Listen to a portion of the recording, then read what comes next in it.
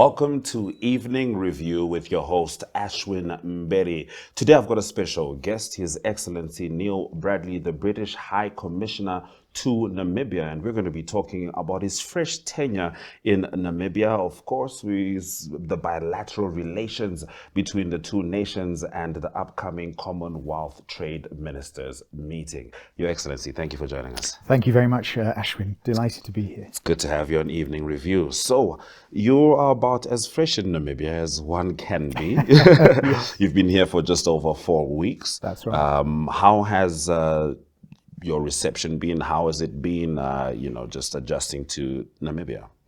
I am absolutely delighted to be here, and I've had a very warm welcome here. I was able to get off to a good start in presenting credentials to the President. Yes. Within a couple of days of arrival, and also meeting the Foreign Minister. In the 4 weeks that I've been here, I've tried to see different aspects of Namibia in the time that I've had available, whether that is visiting the Independence Museum, the celebration of Africa unity in Parliament Gardens, the solemn occasion of the Genocide Remembrance event, engaging with business, British business, but also attending the Development Bank of Namibia Business Awards, where I was able to see great Namibian entrepreneurship and innovation firsthand. And getting into communities in Katatura, single quarters, and of course the Kapana market. So quite a variety of things, and of course introductory calls on my diplomatic colleagues who are universally positive about their experience here, and very happy to be in Namibia. Yes. So yes, looking forward to getting further afield.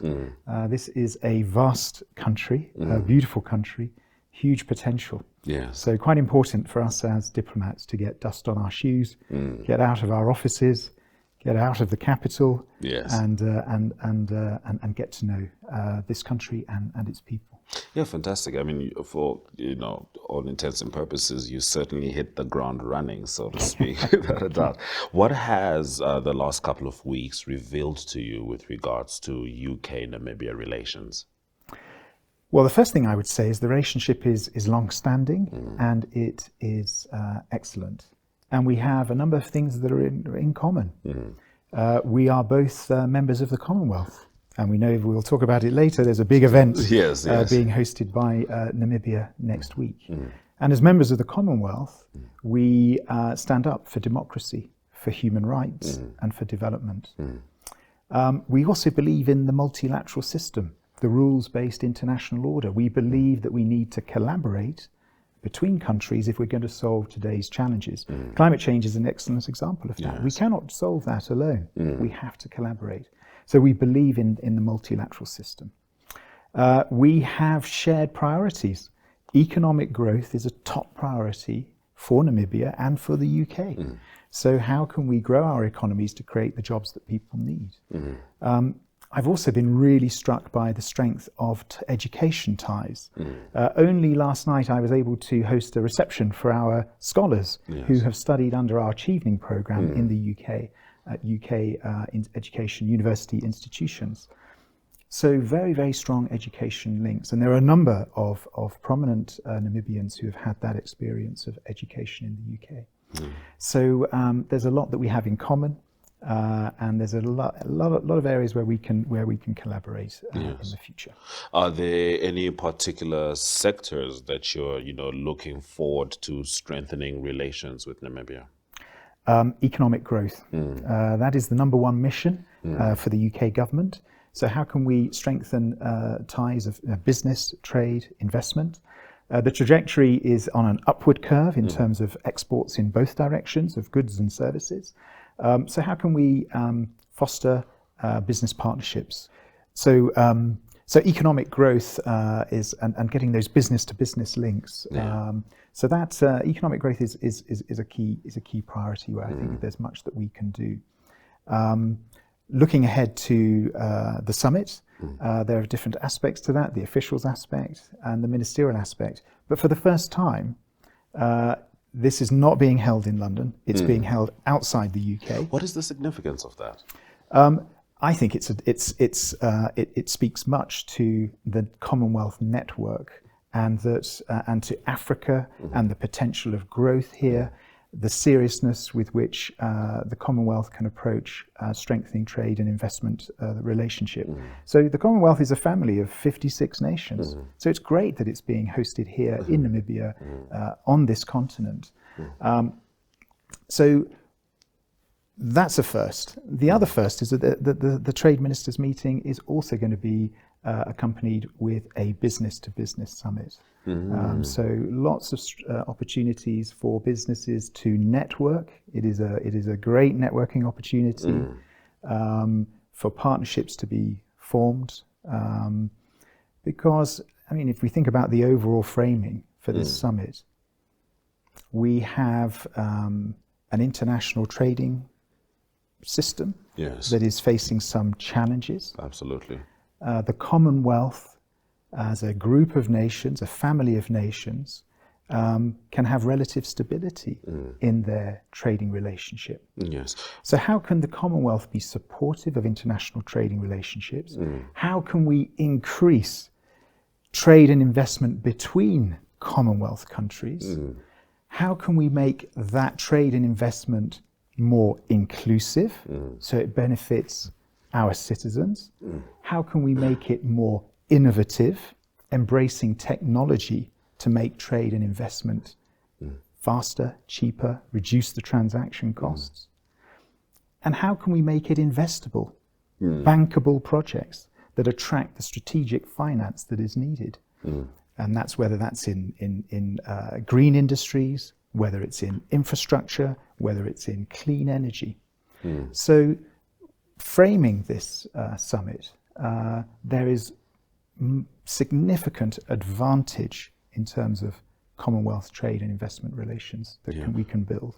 Now, you mentioned investments, and one of the most important aspects of a healthy investment environment is a certain sense of predictability.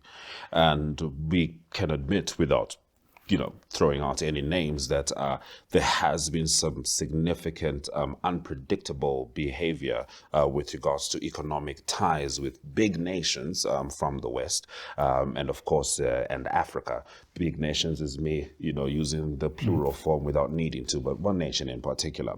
Do you believe that now is as important a time as ever to strengthen these bonds with Africa, where it seems like in certain areas, unpredictability has become the order of the day?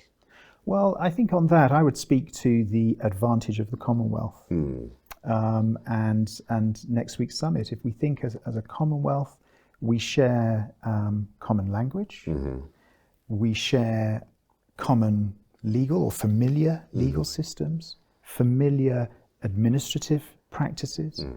We have diaspora in each other's countries. All of these things can help to motivate trade and investment. They can reduce the costs of trade and investment. So typically, trade and investment costs between Commonwealth countries are 20% less, the transaction costs, because of these familiar things, than they would be with non-Commonwealth countries. And typically, on average, Commonwealth countries trade with each other 20% more than we do with other countries. So there is a distinct advantage that we can develop and build upon in terms of Commonwealth trading relationships. At the moment, trade in goods and services with Commonwealth family of nations is approaching, it's about $850 billion. It's probably going to hit $1 trillion in 2026. And there is a leader's ambition that we should hit $2 trillion by 2030. Wow. And I say that just to give your listeners, your viewers, a sense of the potential here and the scale. Yes. And as I say, we want economic growth, business partnerships, the strategic investments and the finance that can support bankable projects in a way that is inclusive, that is innovative and generates the investments that we need. Yes, indeed. Now, a delegation was recently next door in Zimbabwe, and not a British delegation, I believe. It was a European Union one. And one of the issues they had was they were looking for business partnerships, and they kept running into dealers. And that's been a thing that's kind of become a part of the economy. Here it's going to be tenderpreneurs, which is not an official term, but it's really folks who are focused on, project to project basis. So do you feel that this method where we have business to business interactions at this summit is a good way to really solidify the economic ecosystem in Namibia? Business partnerships, yeah, absolutely. The Business Summit is going to be a wonderful networking opportunity for businesses flying into Namibia to network with each other and with Namibian businesses. Yes. So through partnership, we can achieve a lot. Yes. The summit is also a great opportunity to showcase Namibia. I mean, Namibia in the spotlight. This is the first time this has been held, on this continent and outside the UK. So the opportunity to put Namibian business opportunities forward, and for people to come and see that. So I think it is significant. But with partnership, we can achieve much. And that's not just government to government, it's business to business. Business to business. So the Commonwealth Trade Ministers Meeting occurs from the 18th to the 20th, is that correct? So you've got a first segment which will be trade officials meeting, Monday and Tuesday. You have the launch of the Business Summit, which is Wednesday to Friday. Right. And of course, in parallel with that, the Trade Ministers Meeting. Wow, so this is a full week of just getting it done, sitting at the table, figuring out what can we do to grow our economies, essentially. That's right. How do we support the international trading system? Yes. How do we increase intra-Commonwealth trade in goods and services? How can we facilitate and convene business to forge those partnerships? How can we, so that we're getting the economic growth? But as I say, inclusive economic growth. This needs to be sort of benefit to ordinary citizens. Yeah. And going back to where we started, the priority for the government in the UK and Namibia is economic growth for mutual benefit that is inclusive. Economic growth for mutual benefit that is inclusive. We're going to take a quick break and we continue this conversation.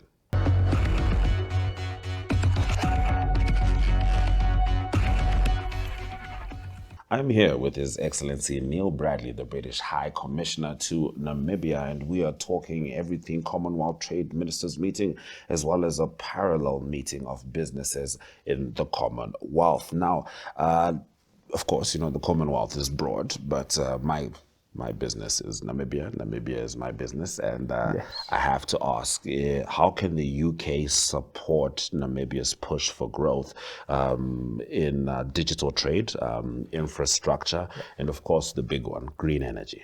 Green energy. Great question. Well, those sectors are also priorities for the UK. They will feature in a soon-to-be-published industrial strategy. Okay. So they are sectors where the UK has expertise and where there is scope for partnership with Namibian business. You mentioned digitalization of trade, and there the UK has been at the forefront of efforts to digitalize trade. The trading system that we have today is still largely paper-based. 28 billion pieces of paper shuffle around the system to enable us to trade and buy goods and services. 28 billion? 28 billion every year. So if we can digitalize that, trade authorizations, collection of trade data, we can simplify, we can reduce the transaction costs, and that will help trade trade to flourish. And of course, would anger a whole lot less climate activists with less paper. Less paper. So, and that is something where the UK has done already, and we have legislated for that. So that is something where we have expertise and that we can work and collaborate with Namibia. So on the specific sectors that you mentioned, they are also a priority for the UK. And on digitalization to oil the wheels of trade, that is something that we have experience of. So reducing those transaction costs. How prominent has been green energy as its evolution in the UK? Because we know that Namibia is certainly one of the continent's leading nations with regards to green initiatives and just sitting down and deciding this is the direction that we're going. Are we moving more or less at the same pace? Well, certainly the UK is moving at pace towards renewable forms of energy. Only recently we shut down our last coal-fired power station. We have seen big investments in the UK in wind power. As an island, we can generate wind power. We also have investments in solar. And the government has recently announced investments in new nuclear capacity. So quite a mix there. Of course, gas is also an element of the fuel mix in the power energy mix in the UK.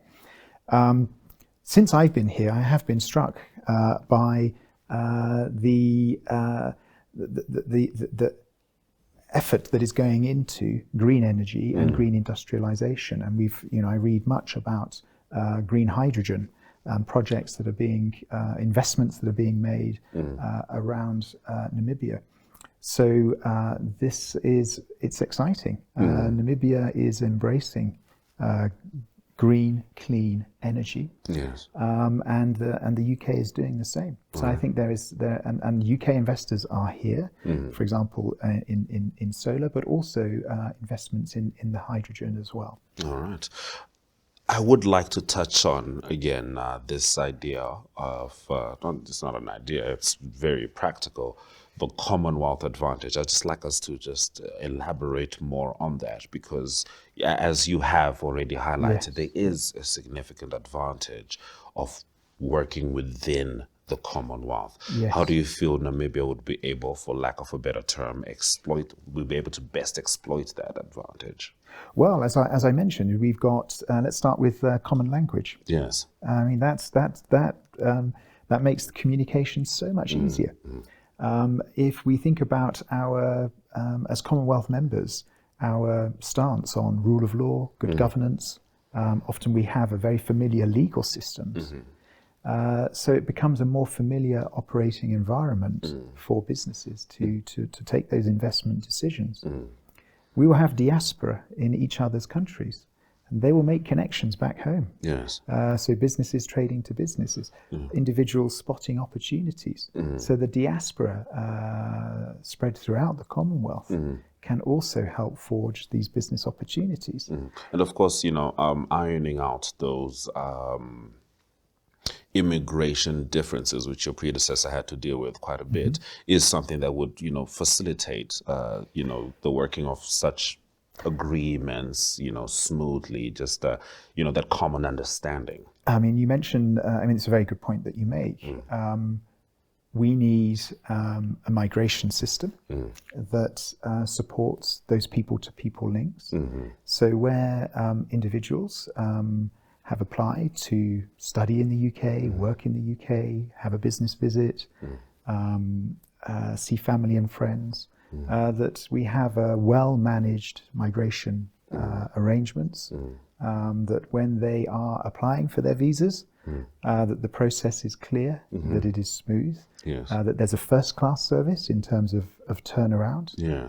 So that's what we should aspire to, a well-managed migration relationship that can support the people-to-people ties, the business-to-business ties in both directions. Yes. Absolutely, that's part of the equation here. All right. Now, I imagine in your time in Namibia, you've, I mean, of course, all over the world you would have, but you are in Namibia, you would have met a fair share of Gen Zs. Now, one term that the Gen Zs seem to make use of quite extensively Yes. is name dropping. And this is the idea of, saying names to, make yourself feel better about a particular situation or to bring prestige to a situation. However, in this instance, I would ask if it's possible for you to name drop some of the reputable people who will be joining us in Namibia for the Commonwealth Trade Ministers Meeting.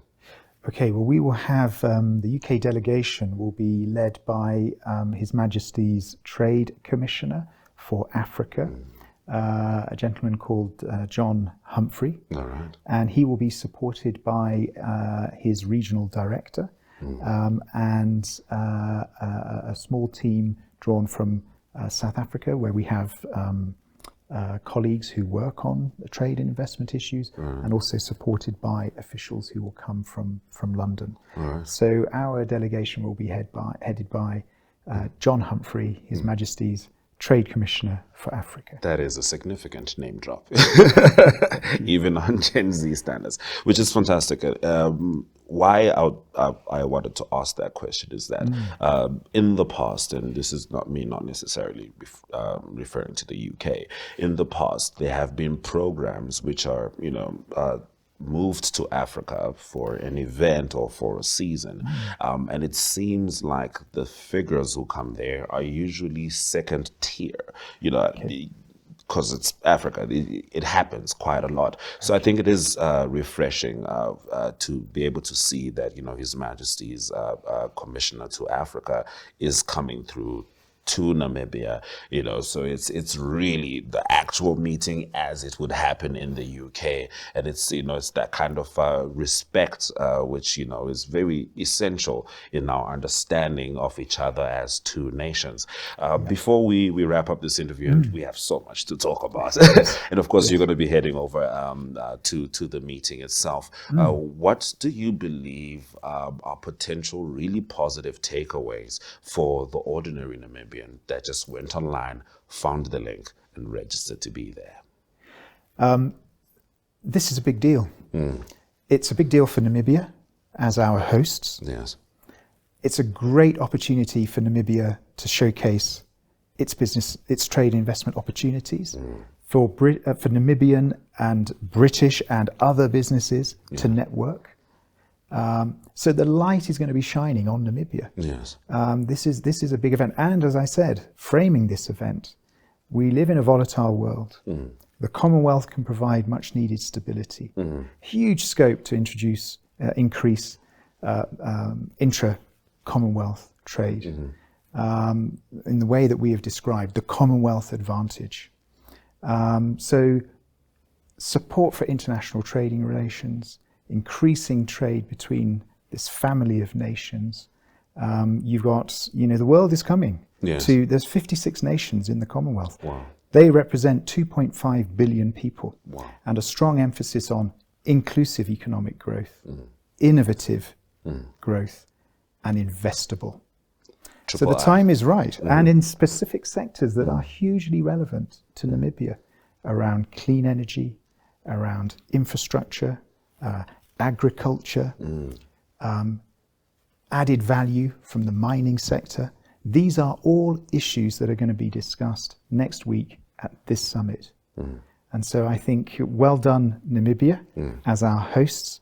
I'm really looking forward to participating and also supporting the UK delegation that is coming here. It's going to be a great week. It's a fabulous networking opportunity. Yes. So I'm very much looking forward to it. And it's the target, though, is growing the economy. As I say, by 2030, the target is to get to $2 trillion of Commonwealth trade. Inclusive, innovative investment. Your Excellency. Thank you very much. for joining Thanks, us Ashwyn. on Evening Review. Pleasure. That has been His Excellency Neil Bradley, the British High Commissioner to Namibia. We were talking about the onset of his tenure in Namibia and, of course, the upcoming Commonwealth Trade Ministers Meeting as well as the CBS. My name is Ashwyn Mberi. This has been Evening Review, the best way to end your day.